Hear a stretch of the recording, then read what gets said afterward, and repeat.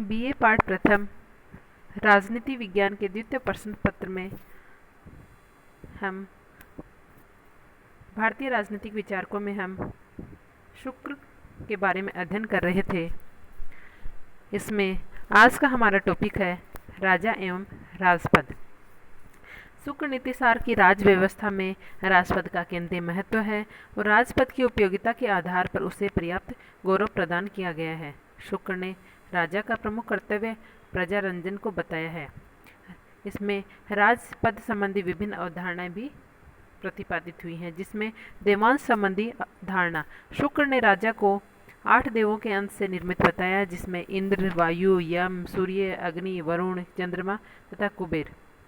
शुक्र का मत है कि राजा को इन देवों के सद्गुणों को अपनाकर सदैव सद्कर्म ही करने चाहिए। जो राजा इन संबंधित देववंशों के अनुसार सदाचरण करता है, वही वास्तव में देवांश राजा होता है। श्रेष्ठ मानवांश एवं देवांश संबंधी धारणा। शुक्र ने राजपद को 5 श्रेष्ठ मानवांशों एवं 2 श्रेष्ठ देवांशों के गुणों से युक्त बताया है।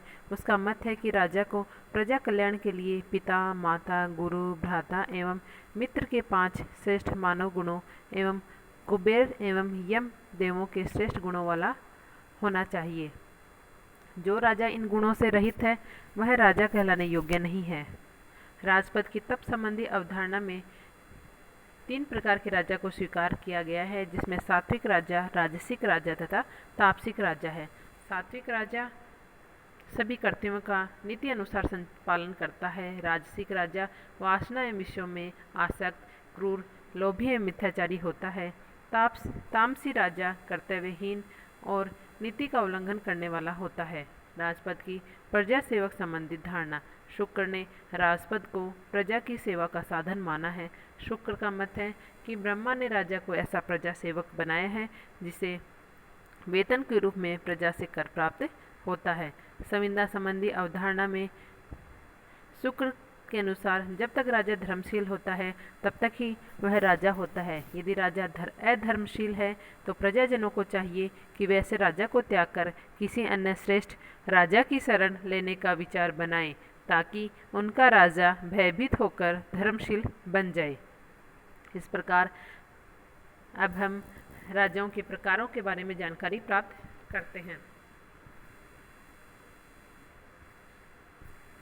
जिसमें प्रथम है गुण एवं कर्म के प्रसंग में वर्गीकरण।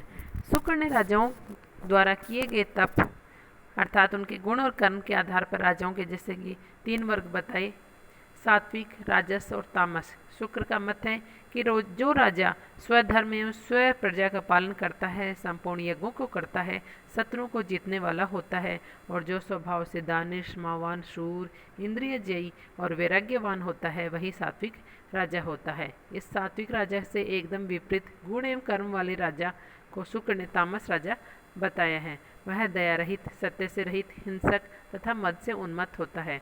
राजस राजा अपने गुण एवं कर्म की दृष्टि से इन दोनों के मध्य में होता है। अभिषेक के प्रसंग में 2 प्रकार के राजा। प्राचीन भारत में राजा के अभिषेक संस्कार का विशेष महत्व था। उसके बाद ही उसे वैधानिक मान्यता प्राप्त होती थी तथा वह राजसत्ता के प्रयोग का विद्या अधिकारी होता था। शुक्र ने इस परंपरा से हटकर अन्य अभिषिक्ति का राजा का भी उल्लेख किया है।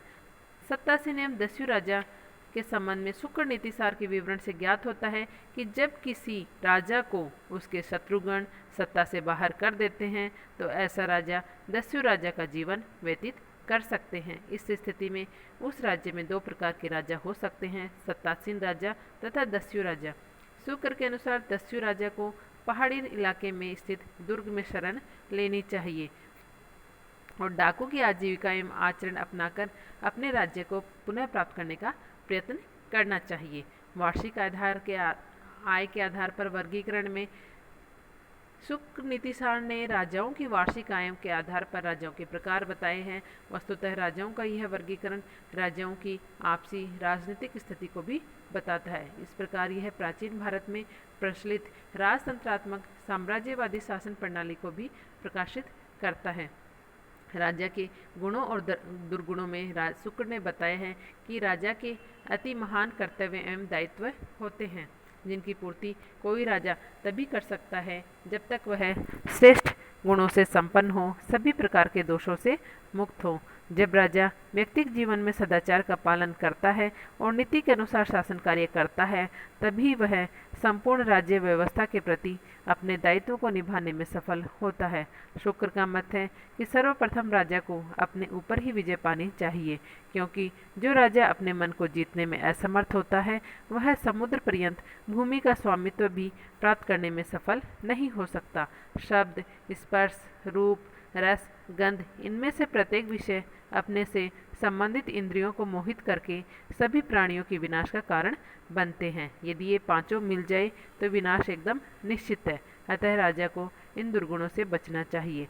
जब राजा काम, क्रोध, मोह, लोभ, अहंकार एवं मद को जीत लेता है, तब वह राजा अम्बरीश तथा परशुराम के समान लंबे समय तक राजपद को भोगता है। अब राजा की दिनचर्या में शुक्र ने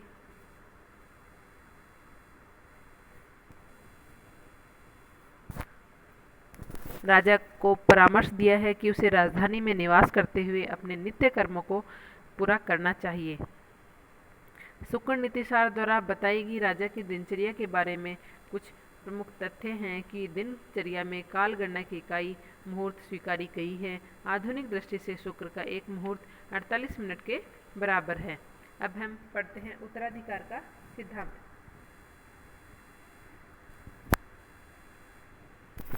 शुक्र ने प्राचीन भारतीय परंपरा का अनुकरण करते हुए उत्तराधिकार के बारे में पैतृक सिद्धांत, ज्येष्ठता का सिद्धांत, शारीरिक संपूर्णता का सिद्धांत तथा योग्यता का सिद्धांत स्वीकारा है। उन्होंने राजपद के भावी उत्तराधिकार की नियुक्ति के बारे में पैतृक सिद्धांत का अनुकरण करते हुए कहा है कि राजा अपनी धर्म पत्नी से उत्पन्न वैद्य पुत्र को युवराज पद पर नियुक्त करे, किंतु ऐसे पुत्र के अभाव में राजा को क्रमशः अपने चाचा, अपने छोटे भाई, अपने बड़े भाई के पुत्र, दत्तक पुत्र, दोहित्र अथवा भांजे को युवराज पद पर नियुक्त करना चाहिए। राजा ने शुक्र ने पैतृक सिद्धांत के साथ ही ज्येष्ठता के सिद्धांत को स्वीकारा है। उनका मत है कि सभी पुत्रों में ज्येष्ठ को ही राजा बनाया जाना चाहिए और छोटे पुत्रों को उसका सहायक नियुक्त किया जाना चाहिए।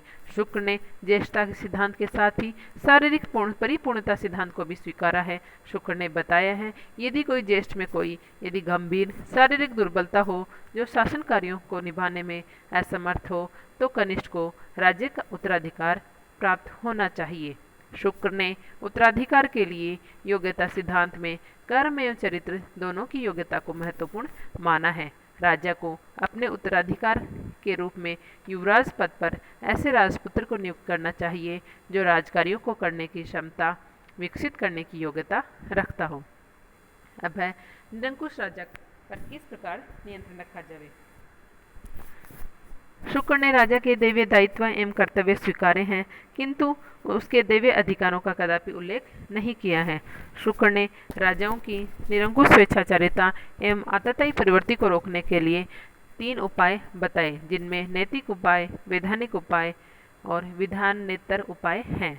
नैतिक उपायों में शुक्र नीतिसार द्वारा सुझाए गए नैतिक उपायों में राजा की शिक्षा, नीति, दर्शन के उपदेश, राजा के सहायकों एवं परामर्शदाताओं द्वारा प्रस्तुत दृष्टांत, पारलौकिक सुखों एवं दुखों की व्यवस्था, राजा के विभिन्न कर्तव्य, राजा की दिनचर्या आदि को शामिल किया है।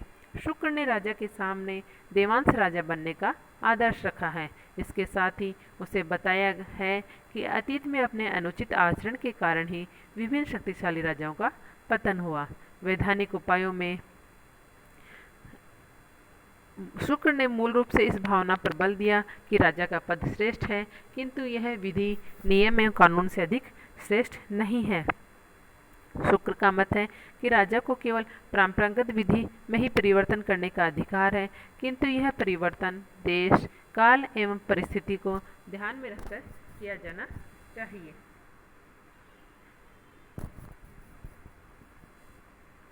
शुक्र का मत है कि राजा को मंत्रिपरिषद के सहयोग से ही निर्णय लेने चाहिए। इस संबंध में उन्होंने मंत्रिपरिषद की लिखित प्रक्रिया का भी विवरण दिया है। शुक्र ने आपातकाल में भी राजा को स्वतंत्र नहीं माना है।